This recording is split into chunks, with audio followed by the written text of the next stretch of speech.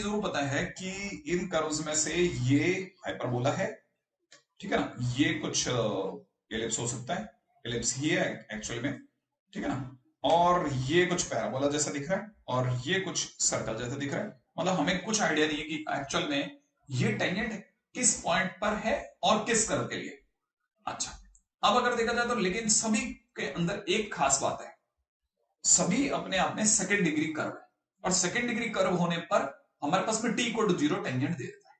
तो कहने का मतलब मैं सभी के साथ टी इक्वल टू 0 अप्लाई करके देख सकता हूं। तो सबसे पहले ऑब्वियस ही बात है, मेरे हाथ में इलिप्स आ रहा है तो मैं इलिप्स पे टी इक्वल टू 0 अप्लाई करूंगा, और मैं यूज करूंगा इलिप्स के लिए एक्स स्क्वायर प्लस में 9y square is equal to 9, और पॉइंट है हमारे पास में 3√3/2 1/2, और यूज कर रहा हूं मैं T equal to 0। T equal to 0 का मतलब होता है x(x1), तो x की जगह x और x1 की जगह 3√3/2 प्लस में 9y स्क्वायर 9y, और y की जगह पे 1/2, राइट है, इनटू के अंदर 1/2 इज इक्वल टू 9। बस मेरे को सिर्फ इतना सही तो रखना है। अच्छा, अब मैं इसको सॉल्व करने की कोशिश करता हूं, तो जब मैं इसे सॉल्व करने की कोशिश करूंगा तो कुछ मुझे दिख रहा है 3 कैंसिल आउट होता हुआ, यहाँ पे 3 और यहाँ पे भी 3, और फाइनली अगर देखा जाए तो यहाँ से 2 का एलसीएम लेने पे भी √3x प्लस में 3y इज इक्वल में 6, ये मेरे पास फाइनली एक आंसर आ रहा है। और ऐसा कोई आंसर अभी तो नहीं दिख रहा, लेकिन एक और काम करते हैं, x की जगह x रखते हैं, √3 का भी डिवाइड लगा लेते हैं, तो यहाँ √3y हो जाएगा, और ये 6/√3 का मतलब हो जाएगा 6/√3। 6/√3 का मतलब शायद अगर मैं गलत हूं तो आप भी समझदार हैं, 2√3 होगा। ओके, और यही तो हमारी लाइन थी। कहने का मतलब ये कि वाकई में पता चल गया, हमने कुछ भी नहीं करा, मतलब बहुत सिंपल सा काम करा, हमने सिर्फ एक आइडिया लिया टी इक्वल टू 0 का, और क्वेश्चन फट से फिनिश हो गया। तो आपके लिए भी मेरा ना ख्याल है शुरुआत तो बहुत मधुर है। अब चलते हैं अपन अगले क्वेश्चन की तरफ, राइट है। नेक्स्ट क्वेश्चन के ऊपर चर्चा करते हैं, नेक्स्ट क्वेश्चन हमारे को किस तरफ लेके जाता है वो देखते हैं। नेक्स्ट क्वेश्चन हमारे लिए आ रहा है, let c be the locus of the mirror image of the point on the parabola y square is equal to 4x with respect to the line y equal x। अच्छा, question में क्या मांगा जा रहा है, then the equation of the tangent, point दे रखा है हमारे पास में, और टेंजेंट की इक्वेशन मांगी जा रही है। तो मतलब टेंजेंट की इक्वेशन तो हम सोच ही सकते हैं, है ना। अब लेकिन इसमें भी इन लोगों ने थोड़ा सा ट्विस्ट डाल दिया कहानी के अंदर। उसने कहा है सी अपने आप में y square is equal to 4x की y इक्वल टू x में मिरर इमेज है। अच्छा, ये तो हमारे को भी सबको पता है कि अगर y square is equal to 4x की बात करते हैं तो वह इस तरह का कुछ पैराबोला बनता है, और y इक्वल टू x कुछ हद तक ऐसे जाने वाली एक लाइन हो। तो ऑब्वियस सी बात है कि जब मिरर इमेज की बात चलेगी तो हमारे को पता है इस वाले पोर्शन की मिरर इमेज यूं जाएगी, और अगर देखा जाए तो इस वाले पोर्शन की मिरर इमेज कुछ यूं जाएगी, और ये यूं जा रहा होगा, राइट है। अच्छा, रही बात अगर हम लोग इस वाले नीचे वाले सेक्शन की बात करते हैं तो इसकी मिरर इमेज कुछ हद तक यूं जाती हुई दिखेगी। तो कहने का मतलब ये कि अगर थोड़ा भी सेंसिबली देखेंगे तो ऑब्वियस सी बात है कि mirror image of y square is equal to 4x in y equal to x is x square is equal to 4y। हाँ, तो x square is equal to 4y अपने आप में मिरर इमेज होगा। अच्छा, अगर x square is equal to 4y होगा तो क्वेश्चन वाले तो हमसे सिर्फ इक्वेशन ऑफ टेंजेंट ही तो मांगी है, और इक्वेशन ऑफ टेंजेंट फिर से याद दिला देता हूं, t इक्वल टू 0 होती है हर तरीके सेकंड डिग्री कर्व के लिए। अच्छा, अगर t इक्वल टू 0 होगी तो मेरे को दो चेंजेस करने पड़ेंगे, x1 और x1 के नाम पे 2 है, ठीक है ना, माइनस 2y। अच्छा, 4y के टाइम पे क्या होता है ना, 4y के टाइम पे 2 अलग कर देता हूं, 2y की जगह y प्लस y1, और y1 के नाम पे 1 है। तो अगर मैं इसे और ढंग से लिखता हूं तो 2x माइनस 2y माइनस 2 बराबर में 0, कहने का मतलब x माइनस y माइनस 1 बराबर 0। और शायद ऐसा कोई आंसर नहीं दिख रहा, लेकिन x minus y is equal to 1 तो दिख रहा है, मैंने D option is the right option. ओहो, ये तो बहुत सिंपल क्वेश्चन था। यस एग्जैक्टली, ये अपने में एक सिंपल क्वेश्चन था, लेकिन ये भी मेंस में आया हुआ है। तो हमने दो क्वेश्चन कर लिए साहब मेंस के अंदर आए हुए, और हमारे को एक तो आइडिया पड़ गया कि हाँ, मिरर इमेज हो चाहे कुछ भी हो, लेकिन क्वेश्चन बन जाता है बॉस अगर थोड़ा भी सेंसिबली करा जाए। और इससे हमारे को एक और चीज की भी गारंटी हो जाएगी, क्या, कि हम भी ऐसा कोई क्वेश्चन अगर बाय द वे एग्जामिनेशन में आएगा तो बहुत इजीली डील कर पाएंगे, ठीक है ना। आई एक्सपेक्ट कि आप समझदार हैं, आप मेरी बात समझ रहे हैं कि कैसे आकर डील करना है, राइट। अच्छा, अब चलते हैं हम लोग अगले क्वेश्चन की तरफ। अगला क्वेश्चन हमारे को क्या कहता है, देखिएगा जरा, क्वेश्चन की बात करते हैं तो नेक्स्ट क्वेश्चन हमारे को कह रहा है, the locus of the centroid of the triangle formed by the point on the hyperbola and its foci is question mark. Okay, अगर बाय द वे देखा जाए तो locus of the centre of the triangle formed by the point P on the hyperbola। अच्छा, अब हमारे को क्या चाहिए, हमारे को बेसिकली हमारे को जो हाइपरबोला दिया है, हाइपरबोला के साथ में फोकाई और एक पॉइंट P है ना, से बनने वाला जो भी ट्राइंगल होगा उसके सेंट्रोइड का लोकस लाना है। मतलब हमारे को पहले चाहिए फोकाई, ताकि हम 2 पॉइंट वहां से ले लें, क्योंकि 2 फोकस होते हैं हाइपरबोला के, और 1 पॉइंट पी ले लेंगे हम लोग अपनी तरफ से। पी हमारे पास में नहीं है तो हम कोई जनरल पॉइंट ले लेंगे वहां से, तो हमारे पास में 3 चीजें अवेलेबल हो जाएंगी। फिर उसका सेंट्रोइड लेंगे, फिर उनको सेंट्रोइड को एच के मान लेंगे और अपनी तरफ से भी आंसर बना लेंगे और एच के से मिला करके देख लेंगे क्वेश्चन कैसे बनता है। अच्छा, लेकिन इस समय जाने से पहले, क्योंकि हाइपरबोला बहुत ही खतरनाक सा देख रखा है, तो इसे लिख लेंगे 16x² प्लस में 32x, और फिर थोड़ी सी जगह देख के छोड़ देंगे।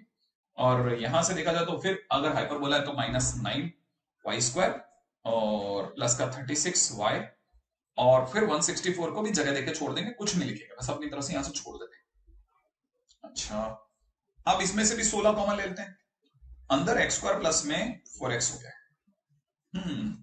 4x नहीं, सॉरी 2x हो गया, और 2x को क्या चाहिए, 1 चाहिए। 1 चाहिए तो कहने मतलब ऊपर से एक तरह से 16 ले लेते हैं।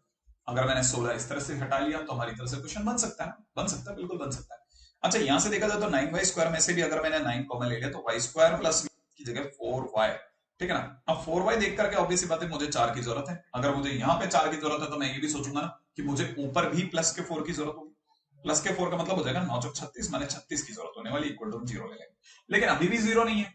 अब यहां से देखा जाए तो हमारे पास में क्या क्या चीज की कमी है उसको देखते हैं सब। अगर इसके अंदर की चीजों को देखा जाए तो मेरे पास में क्या क्या चीज की जरूरत है, एक तो 16 और एक 36, मतलब 52 में इसमें से कम कर लेता हूँ। अच्छा, 52 में नहीं 20 ही कम करना है, और 20 कम करने मतलब 144 इधर भी रेस्ट में रह जाएगा। अब यहां से देखा जाए 16 ब्रैकेट के अंदर x प्लस 1 का होल स्क्वायर माइनस में 9 टाइम्स y प्लस 2 का होल स्क्वायर इज इक्वल में 144 हो रहा है, राइट है। तो यहां से देखा जाता है x प्लस 1 का whole square divide by 9 minus के अंदर y प्लस 2 का whole square divide by 16 is equal to 1 दिख रहा है। अब हमारे को एक चीज का आइडिया होने लग गया कि हाइपरबोला बहुत स्पेशली, बहुत स्पेसिफिकली हम लोग ढूंढ के निकालना है। अच्छा, ये जो भी हाइपरबोला है, अगर मैं थोड़ा और इसका हिसाब किताब दूं तो मुझे कुछ छोटी मोटी चीजों की और जरूरत पड़ने वाली है, ठीक है। क्या मेरे को एक फुकाई के लिए ई की जरूरत पड़ेगी, सही है ना। हाँ, अगर मेरे पास में आ जाएगा हाइपरबोला का ई आ जाएगा तो शायद मैं कुछ आंसर बना सकूंगा, है ना। तो मैंने अपनी तरफ से एक सेंट्रिसिटी की और फाइट लगाई। एसेंट्रिसिटी जो भी होती है अंडर रूट के अंदर 1 plus D square by square होती है, तो 1 प्लस में 16/9, कहने का मतलब 5/3। अच्छा, अब मेरे पास एसेंट्रिसिटी भी आ गई। अब मैं आता हूं फोकाई के पास। अगर मैं फोकाई की बात करता हूं तो फोकाई कैसे चलेगा। फोकाई अगर देखा जाए तो वैसे देखा जाए तो प्लस माइनस यही करके बनाई जा सकती है कि क्वेश्चन को कैसे करना है वो सोचा जा सकता है। अच्छा, अब प्लस माइनस a,0 होती है फोकाई तो, लेकिन क्योंकि ये खुद -1, इसका सेंटर की अगर अपन बात करेंगे तो इसका सेंटर खुद -1, -2 का है। इतना भी अपने को क्लियर है। तो हम अपनी तरफ से यहां पर अगर फोकाई की बात करेंगे तो प्लस माइनस a -1,2 लेते हैं, ऑब्वियसली, सही है ना। अच्छा, यहां एक चीज और भी है कि माइनस का 36y है ना, तो माइनस कॉमन लेने पर यहाँ पे माइनस का हो जाएगा और ये माइनस का 4 हो जाएगा, ये नहीं तो माइनस का 2 लेना पड़ जाएगा। तो यहाँ पर अगर देखा जाए तो माइनस हो जाएगा, और यहाँ माइनस होते ही यहाँ का माइनस हो जाएगा, और यहाँ का माइनस होते ही यहाँ का माइनस हो जाएगा, और यहाँ का माइनस होते ही ये -2 की जगह हमें +2 लेना पड़ेगा। गुड, बच गए, ठीक है ना। अच्छा, अब हमारे पास में फोकाई की बात कर रहे हैं, अब हमारे पास में ए कौन है साहब, ए की हम लोग चर्चा करते हैं तो ए की वैल्यू 3 है, और 3 की जगह पर मैं यहाँ पे प्लस माइनस लिख लेता हूँ, 3 मल्टीप्लाइड बाई ए बाई ए की जगह 3, और यहाँ पे 5/3, 3 इंटू 5/3 करेंगे तो 5 रह जाएगा, तो इसलिए मैं सीधे +-5 लिख लेता हूँ, ठीक है, कॉमा 2। अब +-5,2 का मतलब होता है कि मैं, अच्छा +-5 -1, सॉरी 5 -1, 2 इस तरह से लिखा जाएगा। तो हमारे पास में फोकाई बन रही है एक तो 4,2, और एक तरफ बन रहा है 6 -6,2। तो मेरे पास में अपनी तरफ से फोकाई भी बन गया। अब मेरे पास में 2 फोकस आ चुके हैं, मैंने 2 पॉइंट यहां से आ चुके हैं, और एक पॉइंट पी की जरूरत पड़ रही है, क्योंकि कोई भी पॉइंट अगर मुझे सडनली सर्च करना पड़ जाए, ठीक है ना, तो मैं कैसे सोचूंगा। तो अगर देखा जाए तो ए सेक थीटा, अगर सडनली कोई पॉइंट चुनना होता तो मैं ले लेता a sec theta b tan theta. भाई हमने इतना तो सुना ही है हाइपरबोला में, लेकिन यहां पर अगर देखा जाए तो x-1 बराबर में ए सेक थीटा होता, अब ए बोले तो 3 सेक थीटा होता, सही ना भाई। x+1, सॉरी x+1 बराबर में इतना होता तो x की वैल्यू निकलती -1 प्लस का 3 सेक थीटा, और y की वैल्यू कितनी होती, तो y की जगह यहाँ पे y-2 है, तो y-2 बराबर में b कितना बराबर, b की वैल्यू 4 है, ठीक है, तो 4 tan थीटा। तो यहां से y की वैल्यू अगर देखी जाए तो 2 + 4 tan थीटा, माने मेरे पास में सडनली कोई p पॉइंट की रिक्वायरमेंट होती तो मैं लिखता -1 प्लस में 3 सेक थीटा, और दूसरी तरफ से पॉइंट लिखता 2 प्लस में 4 tan थीटा। अच्छा, अब मेरे पास में देखो क्या क्या अवेलेबल है। मैंने ढंग से हाइपरबोला लिख लिया है, मैंने उसके सेंट्रिसिटी ढूंढ करके उसका फोकाई पे आ गया, फोकाई में भी शिफ्टिंग ऑफ ओरिजिन है, समझना इस बात को। शिफ्टिंग ऑफ ओरिजिन से मैंने वहां पे अपना बचाव कर लिया। अच्छा, अब मेरे पास पॉइंट के टाइम पे भी शिफ्टिंग ऑफ ओरिजिन पे नजर रखी मैंने। अच्छा, जैसे मेरे पास पॉइंट पी आ गया है, अब मैं चलता हूं सेंट्रॉइड की ओर। अच्छा, अब मैंने अपनी तरफ से सेंट्रॉइड पे, यहां तक की बात होगी, अब मैं सेंट्रॉइड की तरफ चलता हूं। ठीक है, तो अब टारगेट नंबर 2 आ गया। सेंट्रॉइड मैंने, क्योंकि सेंट्रॉइड का मुझे लोकस निकालना है, सेंट्रॉइड को मैंने एच कोमा के मान लिया। अगर मैंने सेंट्रॉइड को एच कोमा के मान लिया तो एच कौन है? एच अपने आप में क्या क्या है साहब? एच अपने आप में एक फोकाई यहां से लिया, एक यहां से लिया और एक एक्स यहां से लिया, और तीनों का डिवाइड बाई 3 कर लिया। तो यहीं से साहब पता चल जाता है -2 और मिला के -3 प्लस में 3 सेक थीटा डिवाइड बाई 3 बन रहा है। मैंने तीनों को जोड़ लिया। और के की वैल्यू की अगर मैं बात करता हूं तो मैं अब अपनी तरफ से तीनों का वाई जोड़ूंगा। तो अगर मैं तीनों का वाई जोड़ता हूं तो ये था 4 है ना, तीनों का वाई जोड़ूंगा तो एक तो 2 पकड़ूंगा, एक 2 पकड़ूंगा, 2 और 2 4, और 4 इसमें जिसे जोड़ूंगा तो 6 + 4 tan थीटा डिवाइड बाई 3 बन रहा है। राइट है ना भाई? तो अपनी तरफ से देखा जाए तो 6 + 4 tan theta divide by 3, 6 + 4 tan theta divide by 3 बना। अच्छा, जैसे ही ये बना, अब मैं चला सेक थीटा की तरफ। तो सेक थीटा क्या है? सेक थीटा क्या है? अगर मेरे से किसी ने पूछा तो सेक थीटा क्या चीज है? सेक थीटा मेरे लिए है 3h + 3/3, माने एक तरह से h+1। तो मैं यहां पे सेक थीटा को भी क्यों टाइम वेस्ट करें, h+1 लिख लेते हैं। अच्छा, अब चलते हैं टेन थीटा की तरफ कि टेन थीटा कहां से आ रहा है। टेन थीटा मेरे लिए 3k - 6 डिवाइड बाई 4 है। तो मेरे पास सेक थीटा और टेन थीटा दोनों अवेलेबल हो गए। अब सेक थीटा और टेन थीटा अगर मेरे पास अवेलेबल है, कौन छोड़ेगा लोकस के टाइम पे sec square theta minus tan square theta को 1 करना। तो मैं अगली लाइन में लिखता हूं लोकस। और लोकस के टाइम पे आपसे बात कर रहा हूं कि मैंने लोकस के टाइम पे sec square theta minus tan square theta लिखा, माने मैंने एक तरह से, है ना, 4 सेक स्क्वायर थीटा माइनस का करते समय पर h+1 का होल स्क्वायर माइनस में 3k माइनस, या यूं भी कर सकते हैं 3k - 2 भी कर सकते हैं ना। इसे अपन 3k - 6 करने के बजाय k - 2 3/4 पूरे में से कॉमन ले लेते हैं। तो जब मैं स्क्वायरिंग करूंगा तो इधर 9 हो चुका होगा, इधर 16 हो चुका होगा, तो मैं लिख रहा हूं 16 x+1 का होल स्क्वायर माइनस में 9 टाइम्स y - 2 का whole square is equal to 1। अब मुझे सिर्फ इसे ओपन करने की देर है। देखो, एक मुझे 16x² दिख रहा है, ठीक है भाई, एक मुझे माइनस का 9y² दिख रहा है, बराबर है। अच्छा, प्लस के अंदर एक 32x दिख रहा है, बिल्कुल साहब बराबर दिख रहा है।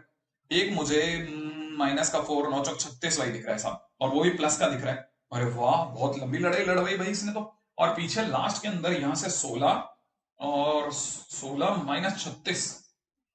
ओके, और यहां एक मेरे से भी मिस्टेक हो रही है, 16 ही दिख रहा है ना। तो 16 से 16 क्या, अरे ये तो माइनस का 36 रह रहा है साहब। हाँ, तो ये बन गया भाई माइनस का 36। कहने का मतलब ये कि अगर भाई जब मैं इस क्वेश्चन को सॉल्व करता हूं तो मुझे यहां से साफ पता चलता है कि मेरा ऑप्शन में, हाँ, अगर देखा जाए तो माइनस का 36, माने ए ऑप्शन सही है। ए ऑप्शन बिल्कुल बराबर है। लास्ट में जाते जाते सी इसकी रेस में पिछड़ गया और ये ए इसकी रेस में आगे निकल गया। One of the very fantastic question. पूरी ताकत से अगर देखेंगे ना तो आपको सब समझ में आ जाएगा, एसेंट्रिसिटी, फोकाई, और कुछ नहीं, एक सिंपल पैरामीट्रिक कोऑर्डिनेट। टफनेस क्या है पूरे क्वेश्चन की? पूरे क्वेश्चन की ब्रिलियंसी इसी में है कि उसने सडनली आपसे एक पॉइंट मांगा है, वो आपको संभालना बहुत जरूरी है। तो मेरा ना तो क्या है, आप में से कोई भी ये क्वेश्चन करके अच्छा ही फील करेगा। जब वो क्वेश्चन करेगा तो उसे अच्छा लगेगा कि अच्छा, बहुत बढ़िया क्वेश्चन था ये तो ये एक क्वेश्चन और हो गया। चलिए अगले क्वेश्चन पे बात करते हैं, नेक्स्ट। हाँ भाई, नेक्स्ट क्वेश्चन की अगर हम लोग चर्चा करेंगे, let the tangent to the parabola y² = 2x at the point 2, 2 meet the x axis at q and normal at it meet the parabola s at the point on the r। Then the area of triangle PQR is equal to question mark. अब question में क्या क्या पूछा गया वो सुनो। Question में कह रहा है कि इस पैराबोला के इस पॉइंट पर, और आप रख के भी देख सकते हैं ये वाला पॉइंट है वाकई में इस पैराबोला। अगर किसी टेंजेंट की बात करी जाए तो उस टेंजेंट को हम लोग ये कह सकते हैं कि वो टेंजेंट एक्स एक्सिस पे जाकर के क्यू पे मिलता है। एक्स एक्सिस को कहां पे मिलता है? क्यू पे जाके मिलता है, इसमें भी डाउट नहीं, सामने वाला ये कह रहा है साफ साफ, ठीक है ना। तो अगर हमसे किसी ने पूछा कि क्वेश्चन कैसे होने वाला है, तो मैं ऑब्वियस ही बात कहूंगा कि y² = 2x का ग्राफ ऐसे ही कुछ बनेगा। इसका कोई पॉइंट 2,2 फर्स्ट क्वाड्रेंट में होगा और इस पे बनने वाला टेंजेंट इस तरह से होगा, राइट। अच्छा, अगर टेंजेंट इस तरह से होगा तो बट ऑब्वियस है कि क्वेश्चन के अंदर एक चीज और बोली है कि टेंजेंट, तो मेरे से अगर किसी ने पूछा टेंजेंट क्या होगा तो मैं बोलूंगा tangent at 2,2 to y² = 2x। अगर इसकी बात करेंगे तो y² की जगह y y1 ठीक है ना, और 2x की जगह x प्लस 2 ये बनेगा। अच्छा, ये मेरी तरफ से टेंजेंट की क्वेश्चन बन गई, माने 2y is equal to x plus 2 अगर मैं ढंग से लिख देता हूं तो इसको अपन लिख देते हैं 2y is equal to x plus 2, ये मेरे लिए इक्वेशन ऑफ टेंजेंट होगी। ये टेंजेंट जाकर के क्यू पे मिलता है, अगर ये क्यू पे जाके मिलेगा एक्स एक्सिस को, तो हमको पता है ये वाला पॉइंट हो गया क्यू, और क्यू होते ही y की जगह 0 रखेंगे, x की जगह -2 0 आ जाएगा, तो एक पॉइंट और मिल जाएगा। अच्छा, अब क्वेश्चन ने क्या बोला, क्वेश्चन ने ये बोला है and the normal at it मतलब इस पॉइंट 2, 2 पे meet the parabola s at the point r। Normal की अगर बात करेंगे तो नॉर्मल जो है वो आगे जाकर के इसी पैराबोला को r पे मिल रहा है, यही तो क्वेश्चन है। हाँ, ये क्वेश्चन है सर। अब क्वेश्चन के अंदर अगर बाई द वे ऐसा, तो हमारे को सबसे पहले जरूरत पड़ेगी नॉर्मल की। अब नॉर्मल की अगर जरूरत पड़ने वाली है तो मैं आपको यहाँ पे बता देता हूं कि यहां से इसका जो टेंजेंट इसका m जो निकला है वो निकल रहा है 1/2, तो नॉर्मल के लिए स्लोप ऑफ नॉर्मल जो निकलने वाली है वो निकलने वाली है -2। अब मैं अपनी तरफ से नॉर्मल की इक्वेशन सोच रहा हूं, नॉर्मल की इक्वेशन वो भी 2, 2 पे, तो x -2 और y की जगह -2, सॉरी m की जगह -2 y -2। अब एक और चीज, x प्लस में 2y इज इक्वल में 4 प्लस 2 बोले तो 6। तो मेरी तरफ से इक्वेशन ऑफ नॉर्मल भी आ गई, x प्लस में 2y इज इक्वल टू 6, ठीक है ना। x प्लस में 2y is equal to, sorry एक गलती होगी, y -2 और यहाँ पे x -2, ये अपनी तरफ से 2x plus y is equal to 6, तो कहने मतलब ये कि मेरे पास इक्वेशन ऑफ नॉर्मल भी आ। अब ये जाकर के पैराबोला को कहां पर मिलता है, ये पैराबोला को जाकर के मिलता है पॉइंट r पर। अब ये कैसे निकालोगे सर, मैं इससे y की वैल्यू उठा करके कर्व में रख देता हूं, तो y की जगह पर अगर मैंने 6 - 2x है ना उठा करके इस कर्वेचर में रखा, तो 6 - 2x का whole square is equal to 2x करा, यहां से निकल जाएगा 36। सब चीजों को एक ही तरफ कर लेना, 4x स्क्वायर, ठीक है, और यहां से बन रहा है माइनस का 12x और माइनस का 14x हो गया, ठीक है, माइनस का 12 भी नहीं बना, माइनस का 24x और माइनस का 24x और इधर से माइनस का 26x बन गया, प्लस का 36 इज इक्वल टू 0, ठीक है ना भाई। और यहां अगर भाई मैंने 2 भी हटा लिया तो अपनी तरफ से रह जाएगा फाइनली कितना, 2x स्क्वायर और यहां से रह जाएगा 13x और 2 कॉमन लेने पर यहां से रह जाएगा 18। अब 18 दूनी होती 36, 36 के लिए 9 और 4 के ऊपर चलना पड़ेगा, तो यहां से हो जाएगा 2x स्क्वायर माइनस का 9x, ठीक है, माइनस का 4x प्लस का 18 बराबर में 0, उल्टा कर सकते हैं -4x - 9x, राइट है। इन दोनों में से कॉमन आ जाएगा 2x, अंदर बचेगा x -2, यहां से कॉमन आ जाएगा 9, यहां से बचेगा x -2 फाइनली कॉमन आ जाएगा, और अपने पास में पॉइंट आ जाएगा एक तो 2 और एक जगह 9/2, राइट है। तो हमारे लिए r कोऑर्डिनेट आ रहा है, x की वैल्यू आ रही है 9/2, क्योंकि 2 तो मैं यूज में ले ही नहीं सकता, 2 पे तो एक जा ही रहा है, अरे इसका x की एक वैल्यू 2 है ना, इस वजह से मैं 2 को यूज नहीं कर सकता। अच्छा, तो ये वाला पॉइंट ऑटोमेटिकली 9/2 समथिंग हो गया। अगर ये 9/2 हुआ तो मैं 9/2 उठा करके इसी नॉर्मल पे रख देता हूं, तो मैंने अगर 9/2 उठा करके x की जगह रखा तो 9 हो जाएगा, उधर जाकर के y की वैल्यू -3 हो जाएगी, तो -3 माने फोर्थ क्वाड्रेंट, वैसे भी देखा जाए परफेक्ट आंसर। ओके, अब धीरे धीरे ये भी समझ में आने लग गया कि मेरे पास r अवेलेबल है, मेरे पास में वो पॉइंट अवेलेबल है और मेरे पास में q भी अवेलेबल है। अब क्वेश्चन ने क्या बोला था मेरे से कि एरिया बताओ, अब मेरे पास में क्या तीनों पॉइंट अवेलेबल है, बिल्कुल। अब मैं तीनों पॉइंट को मिलाकर के एक ट्रायंगल बना चुका, ट्रायंगल बना चुका, तो ऑब्वियस सी बात है कि मेरे से अगर किसी ने नॉर्मल का एरिया मांगा तो अब मैं एरिया की तरफ बढ़ रहा हूं, तो एरिया जो हो जाएगा 1/2 टाइम्स, ठीक है ना, यहां से आ जाएगा 2, ठीक है, फिर आ जाएगा -2, 0, 9/2, -3 और वापस से 2 से क्लोज कर देते हैं, तो हाफ की जगह हाफ, ब्रैकेट के अंदर दौड़ना चालू करते हैं, 0 + 4 डन, प्लस यहां से देखा जाए तो 6 - 0 ये भी डन, प्लस इन दोनों का मल्टीप्लीकेशन इज 9 + 6, 9 और 6 15, 15 और 4 19, 19 ओहो 19 और 6 25 माने 25/2, 25/2 इज का मतलब A option is the right option. भाई ये बात भी क्वेश्चन में बन गई, ये तो सही है ना, तो कहना मतलब ये कि हमारे पास एक क्वेश्चन आ गया, ठीक है। लेकिन ये वाला क्वेश्चन कंपैरेटिवली मॉडरेट लेवल का क्वेश्चन था, ना तो टफ में आ रहा था ना इजी में आ रहा था, तो कहने का मतलब क्वेश्चन इजीली बनाया जा सकता था ये वाला। अब चलते हैं अपन अगले क्वेश्चन की तरफ, अगला क्वेश्चन हमारे को किस तरफ लेके चलता है उसके ऊपर भी बात करते हैं, नेक्स्ट क्वेश्चन, राइट। अब नेक्स्ट क्वेश्चन की अगर हम लोग चर्चा करें तो नेक्स्ट क्वेश्चन कह रहा है कि अगर if two tangents from the point P to the parabola this are at right angle then the locus of the point P is question mark.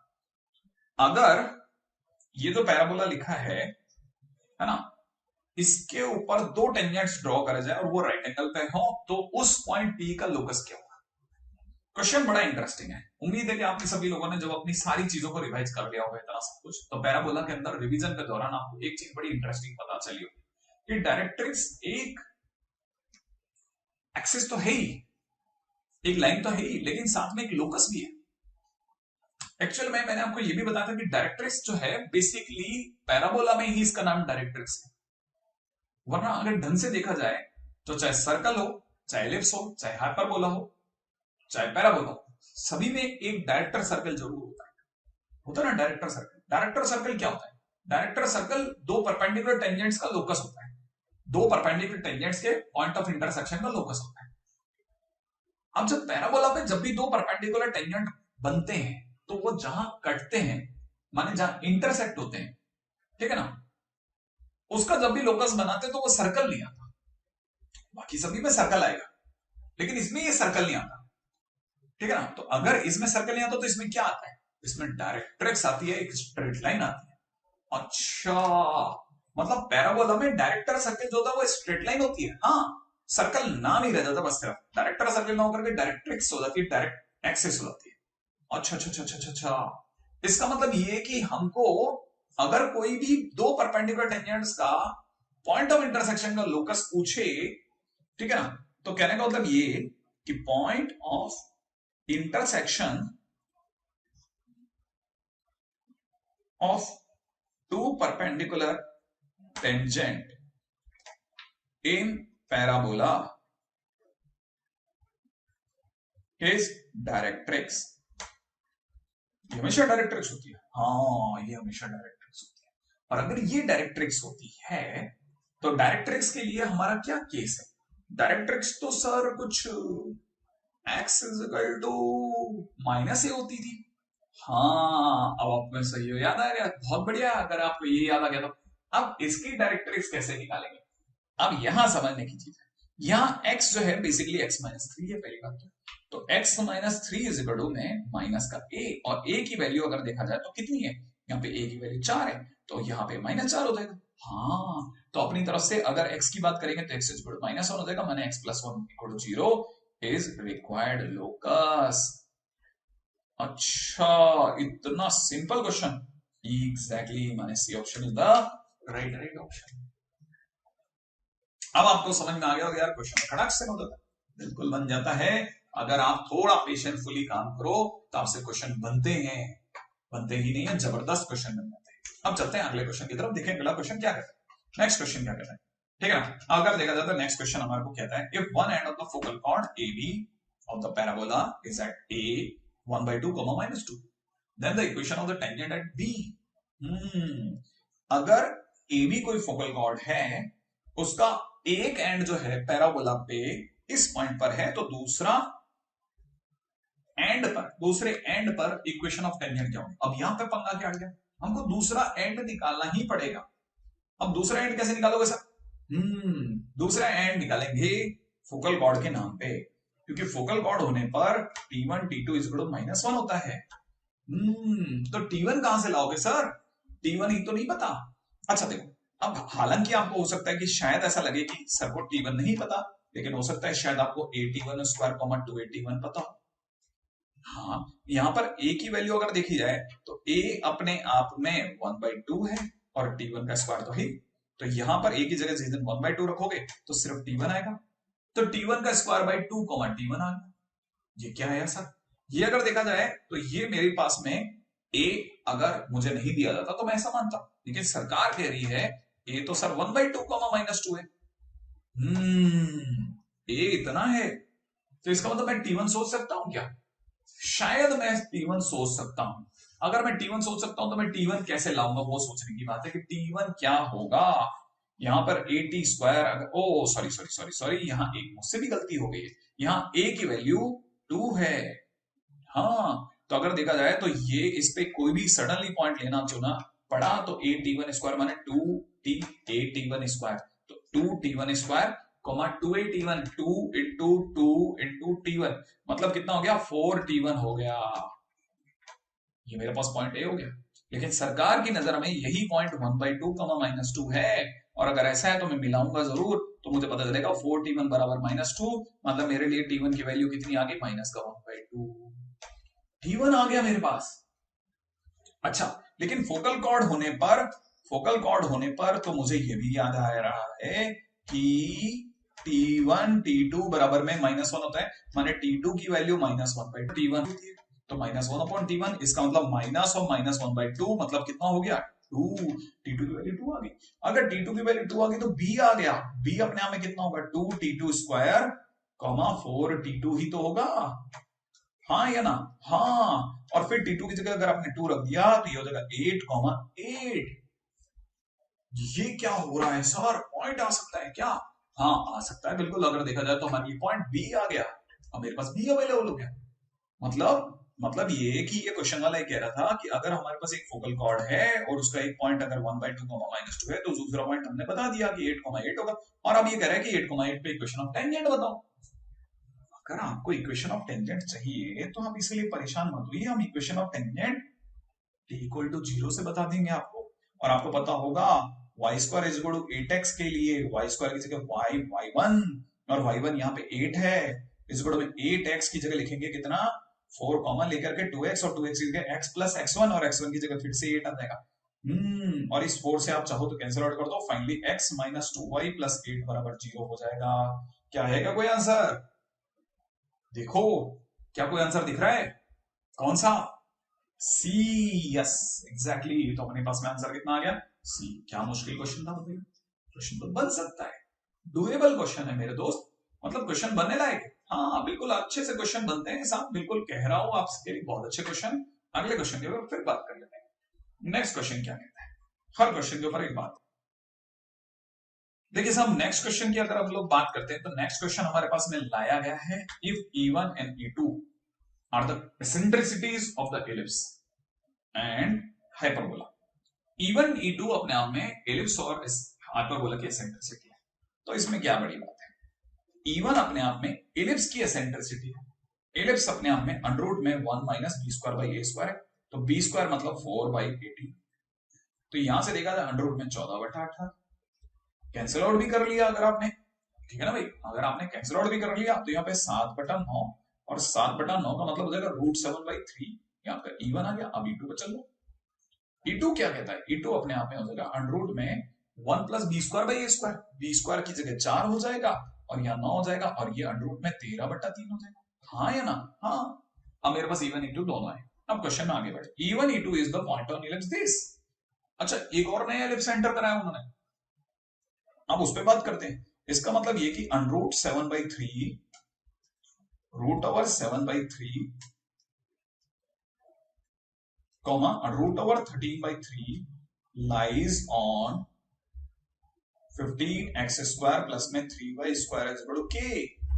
अब अगर ऐसा है तो क्वेश्चन के अंदर ऑब्वियस सी बात है, अगर कोई पॉइंट किसी की इलिप्स पे लाई करेगा तो वो उसे सेटिस्फाई करेगा, और अगर सेटिस्फाई करेगा तो 15 की जगह 15, और x स्क्वायर करने पर 7/9 प्लस के अंदर 3 की जगह 3, और y स्क्वायर करने पर 13/9 बराबर में k होगा। और अगर ऐसा है तो 15 × 7 माने 105, और 105 और 39, 105 और 40 होता तो 145, 144 रहता है सर।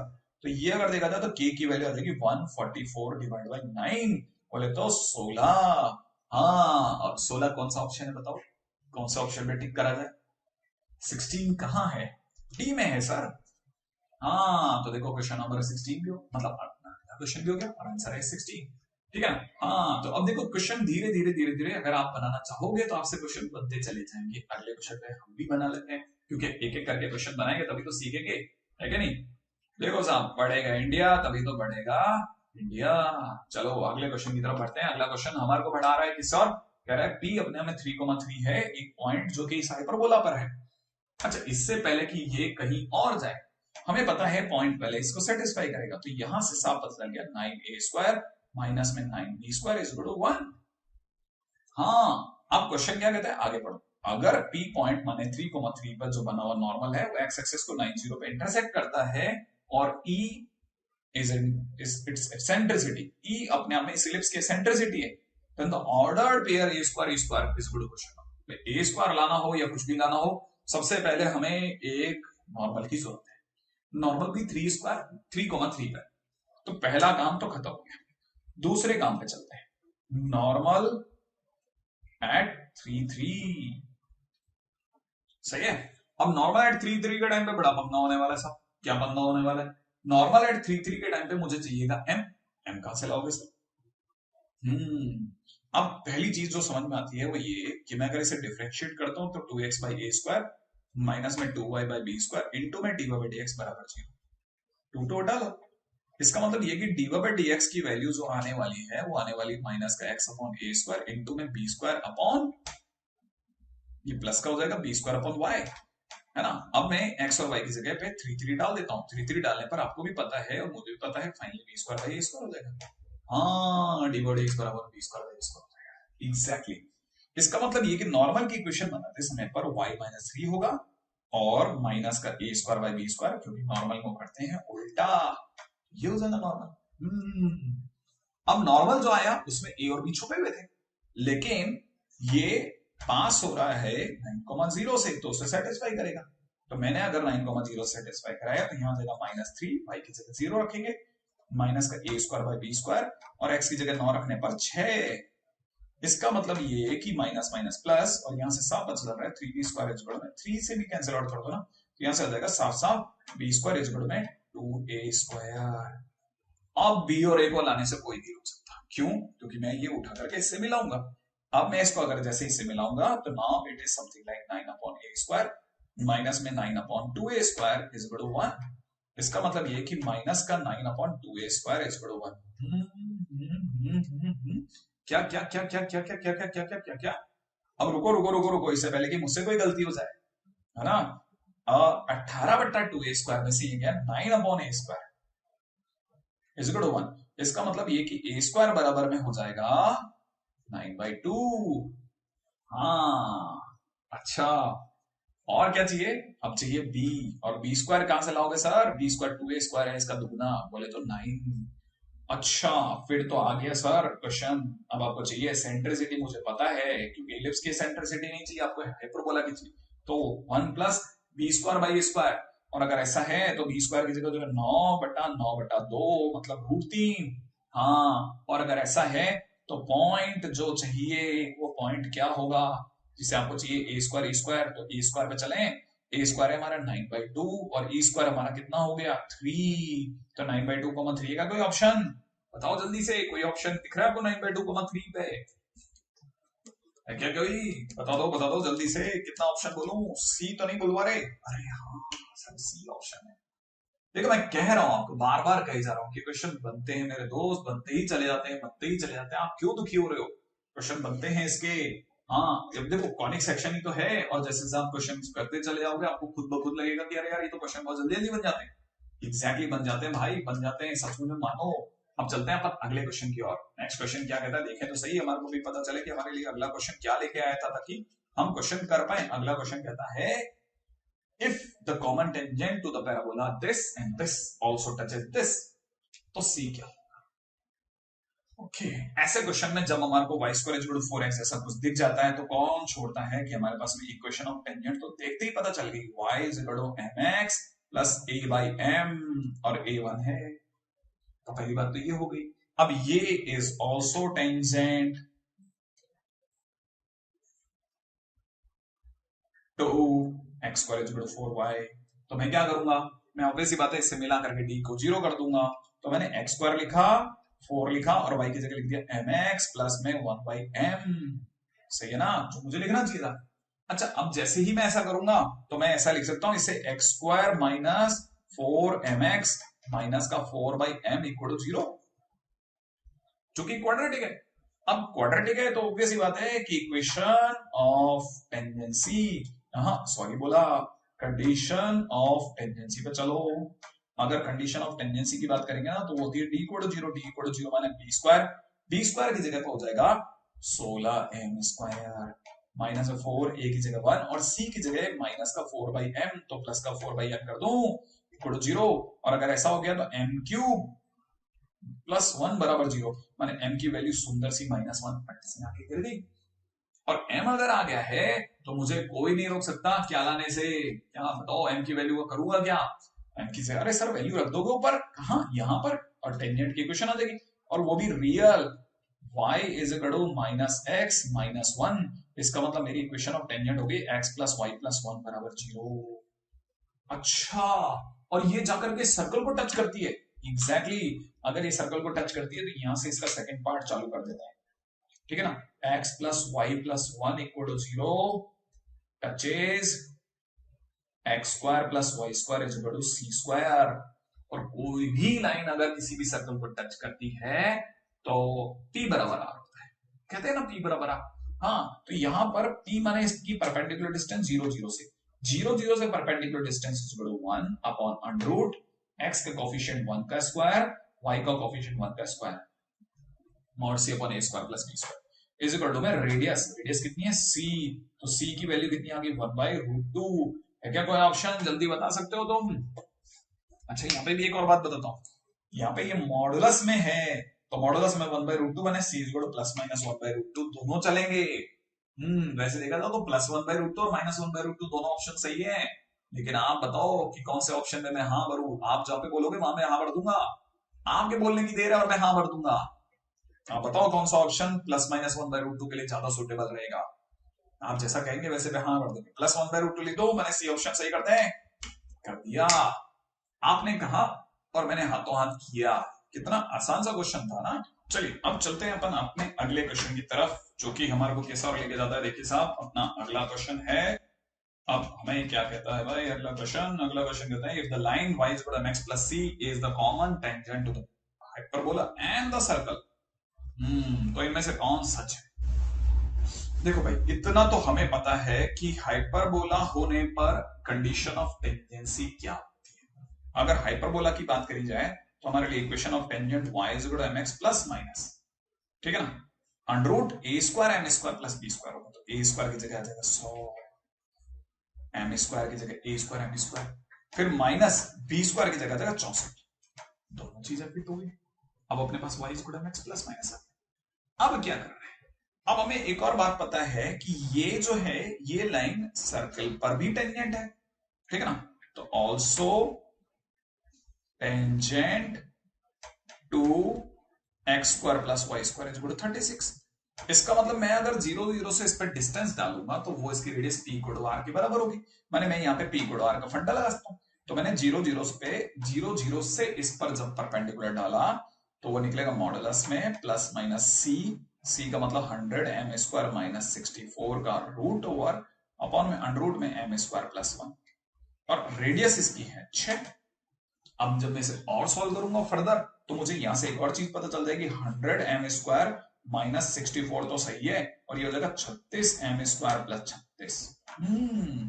और अगर मैं इसको आगे बढ़ाऊंगा तो ये हो जाएगा 64 M square is equal to में 100, इसका मतलब एम स्क्वायर बराबर में 100 अपॉन 64, माने m की वैल्यू प्लस माइनस 10/8, बोले तो प्लस माइनस 5/4, प्लस माइनस 10/8 आ गई, तो देखो m भी आ गया। अब m आने के बाद सर m का क्या करेंगे? अगर मेरे पास में m आ गया है तो मैं c के अंदर ये वाली वैल्यू m की पुट करूंगा, राइट है ना भाई। अच्छा सर c के अंदर क्यों पुट करेंगे, क्यों? क्योंकि हमारे पास में यही वैल्यू तो c है और वही तो वो जानना चाहता है। अच्छा, ये c और ये c सेम है, हाँ, और c की वैल्यू अगर देखा जाए तो अंडर रूट में 100 एम स्क्वायर माइनस 64 है, और अगर मैं m की जगह पे वैल्यू भी डालता हूं तो यहां से हो जाएगा 100 इंटू में है ना 25/16 माइनस 64। अब क्या करोगे सर, ये तो वैल्यू अपने आप में कुछ बहुत ही अजीब सी जा रही है। देखो क्वेश्चन में अगर देखा जाए ढंग से, सॉरी ये तो 64 है, 5/4 के, अच्छा 5/4 का 16 ही रहेगा, राइट, ठीक है, यहां तक भी सही। मेरे को लगा अरे मैंने 10/8 का स्क्वायर नहीं था, अगर मैं 10/8 करता हूं तो ज्यादा आसान है ना, मैं क्यों आखिरकार इसे छोटा करूं।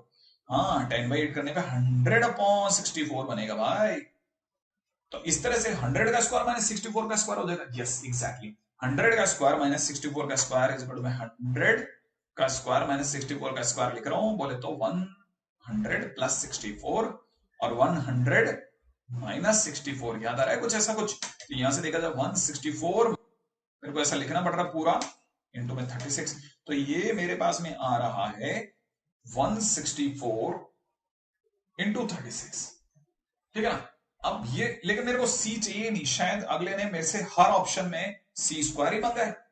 तो अगर मुझे सी स्क्वायर मांगा है तो मैं एक काम करता हूं, मेरे लिए आसान रहेगा कि मैं इस पे क्यों दिमाग लगाऊं। तो सी स्क्वायर बराबर में फाइनली मेरे पास में आ रहा है 164 इंटू 36 डिवाइड बाई 64। अब मामला आएगा इसको कितनी दूर तक हम काट पीट सकते हैं। तो अब यहां से देखा जाए तो 16 से उड़ाने की कोशिश करेगा। 16 से उड़ेगा क्या? नहीं, 16 से तो नहीं जाएगा, 8 से जाएगा, है ना। 8 से अगर गया तो 8 से, ठीक है ना, यहां 8 8 जा, और यहां से 8 भी नहीं जाएगा पूरी तरह से। तो ये भी बड़ा पंगा है भाई, है ना। ये 36 डिवाइड बाई 64 और छोटा करके काटते हैं, कोई बात नहीं। यहां से देखा जाए तो इट इज नथिंग बट 18, ठीक है ना। और यहां से पूरा 9 टाइम्स 4 से गया तो, और 4 से गया तो 16।